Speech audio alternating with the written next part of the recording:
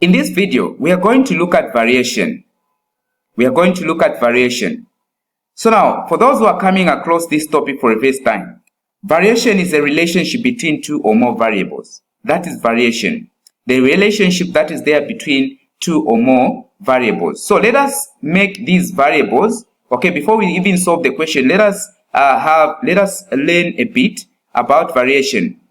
So we are going to let the variables that we are going to discuss, x, y, and z. Since we are saying variation is a relationship between two or more variables.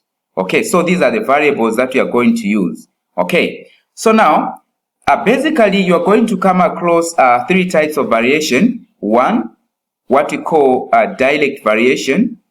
Okay, direct variation. In direct variation, what it means is that when one variable is increasing, let us say these variables that we are looking at, okay, the question is given as y varies directly as x, so which means this one is written as y varies directly as x. So what this means in direct variation is that as one variable is increasing, also the other one is increasing at a constant called the constant variation. Okay, so in terms of the formula, for direct variation, you write it as y, in the case you are given as y varies directly as x, so it means that y is equals to, which means it varies directly as x. So there's this k in front of x, okay? So this one itself, it means direct variation, okay? So this one, it means that direct variation or directly varying, okay? So y is varying directly as x, but there's always a constant at which this one is varying. Okay, there's always a constant. This one is called the constant variation. Okay, now there are other terms that you need to know. Okay, so one of the terms that you are going to come across is that they can give you that y varies directly as the square of x. Y varies directly as a square. So one of the terms that you are going to come across is square. So is square, if it's in terms of x, our square is just x square, like that. Okay, so if they say y varies direct as a square of x, what this means is that the formula is going to become like this: y varies the constant k as a square of x. So the formula will be like this. Okay, what about now the second one, or the other one? The other one that you are going to come across is that y varies as a square root. Okay, y varies as a square root. Now, what this means is that this time around, you are not going to have square. There's a difference between square and the square root. And maybe just to explain here, square, it means that x multiply, that is x multiply x. That is square. Okay, so if it's a square root now, here you are going to have the square root of x, like that. Okay, that's what it means. Okay, so the third term again that you are going to come across is cubic, okay, or cube. Varies direct as cubic of x. So what this means that this time around you are going to have a 3 there, okay? That is a cube, okay? Then now the other term that you might come across is the cube root. The cube root, okay? So y varies directly as the cube root of x. This time around, okay, so for the cube, we said you're going to have x cube there, okay? This is a cube, okay? You're going to have x cube there. That is when they say y varies directly as a cube of x, okay? That is cube. Then cube root, you're going to have the cube root is written like this, okay? X. Now, you know what the cube root, let me start with the square root. The square root of x, it means this variable x, what number can you multiply by itself to give us what is under the square root there? For example, if you are given the question to find the square root of 4, the square root of 4 is the number that you can multiply by itself to give you 4, and therefore 2 multiplied by 2 is equals to 4. Therefore, the square root of 4 is equals to what? 2. That is what it means. Then the cube root, if we are to put a number here, the cube root of, let's say, 8. We are looking at the number that you can multiply 3 times to give you 8. And that number is 2 multiplied by 2 multiplied by 2. And this one gives us what? 8. And therefore the cube root of 8 is 2. Okay, that's what it means. Alright. Okay, so that is for dialect variation. This is the formula that we expect. And of course, the terms that you are going to come across.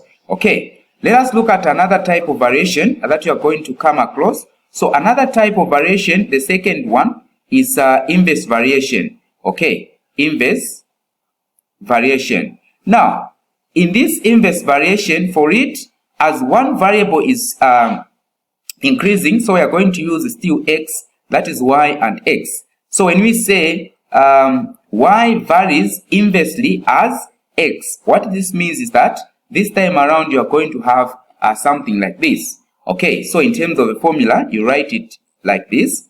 Okay, so you write k on top, then x. This means that y is varying inversely as x, or yes, y is varying inversely as x, which means as y increases, x is decreasing, okay, at a constant called the constant variation. So in all cases, you find the constant variation. Okay, so that's what it means. So inverse variation, as one variable is increasing, the other one decreases. That is what it means. And the formula that you use, it is this one. Okay, so this is the formula that we are going to work with. This is the formula that we are going to work with. Now, let us just apply these terms, because also we are going to find these terms. So, what if they say y varies inversely as the square of x? So, when they say y varies inversely as the square of x, it means y varies inversely as the square of x. This is what it means. Okay. Then, when they say y varies inversely as the square root of x, it means like this. Okay, what of if they say y varies inversely as the cube of x? So y varies inversely as the cube of x, so it would be like this. Then what of y varies inversely as the cube root of x? So it would be like this, cube root of x. Okay, cube root of x, it will be like this. Okay, so these are some of the terms that you should know. Right. Okay, so let us look at another one. Let us look at another type of variation, which is a joint variation, before we come to the question. So the third one that we are going, so for this one we said y varies inversely as x. So we are using the variable x and y. Okay, then now let us come to the third one, which is joint variation.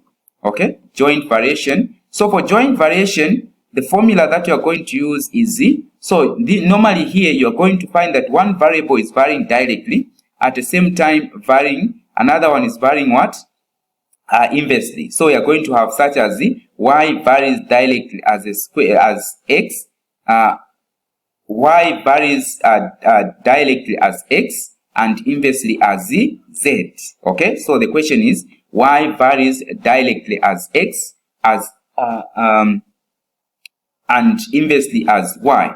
So in this one, the formula is, so it is varying directly. So the one that varies directly, as you can see from the formula, the one that varies directly, let me just write the normal one. The one that varies directly is this one. Okay, that is how you write it. So you're going to write the one that varies directly on top. Then inversely is the one down here. So this time around, we are going to put z, but there's a constant k. Okay, so this means that y varies inversely as z, also y varies directly as x. Okay, so this is direct variation, this is inverse variation. It means that when y is increasing, also x is increasing, but at the same time z is what? Decreasing. Okay, so that is the formula that connects the three variables for inverse variation. Okay, now let us also apply these terms, such as y varies, let us say y varies directly as a square of x. So which means here we are going to put a square here. And also inversely as a cube root. Let's say as a cube root of z.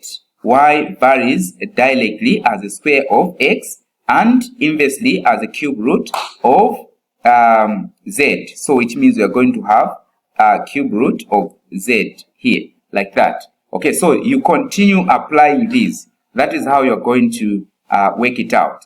Okay, since we've learned this, let us now come to the question and see what we are going to do. Okay, so what is the question? So the question is that y varies directly as the square of x. So already we have y varying directly as a square of x. Okay, let us now solve the question. So the question that we are starting with A. So for A, we are finding the value of the constant variation, that is k. So how are we going to solve that question? So let me say A. So now the question is y varies directly as the square of x, and therefore we know the formula is z. Y varies directly as the square of x. Okay, then and inversely as z. So this is the formula that connects the three variables. Okay, so now in the first one, the information